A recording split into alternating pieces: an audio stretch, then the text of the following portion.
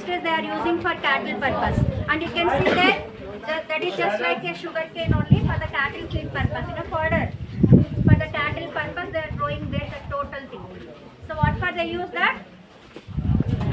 Cattle. Yes. This one also you can see once. This total manure which kind of humus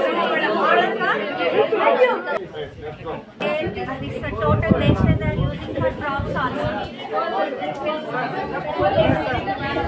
English లో cow అంటారు కదా, so తెలుగులో ఆవు అంటారు. So సంస్కృతంలో ఏమంటారు?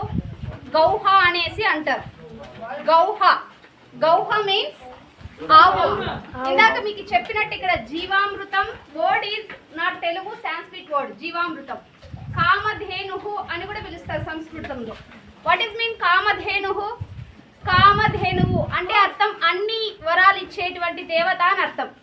సో మనకు పాలు, పెరుగు ప్రతిదీ కూడా మనకి యూరిన్, డంగ్ ప్రతిదీ మనకి యూజ్ అవుతుంది కదా. లిజన్, గీ, బటర్, సో ప్రతిదీ కూడా అందుకే ఇన్ని ఇస్తుంది కాబట్టి కామధేనుహు అని అన్నారనమాట. కామధేను మీన్స్ అన్ని వరాలు ఇచ్చేటువంటి దేవత అని అర్థం. కాబట్టి అలాంటి కామదేవుని ధేనుహుని ప్రతి ఒక్కరూ కూడా పూజిస్తారు.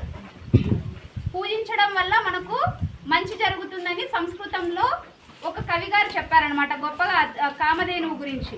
సో కాబట్టి ఆవులు కనిపించినా కూడా లైక్ శివుడి దగ్గర నంది కూడా ఉంటుంది కదా, ఆ నందిని కూడా పూజిస్తూ ఉంటారు. కాబట్టి ఎవరు కూడా ప్రతి ఒక్కరూ పాలిచ్చే జంతువు కదా అని మనము నెగ్లెక్ట్ చేయకూడదు అనమాట. పశువు కాబట్టి దానికి మనం ఎక్కడైనా కనిపించినా మన దగ్గర ఉన్నటువంటిది పెట్టడం కూడా మనకు మంచి జరుగుతుందని సంస్కృతంలో కూడా చెప్పడం జరిగిందనమాట.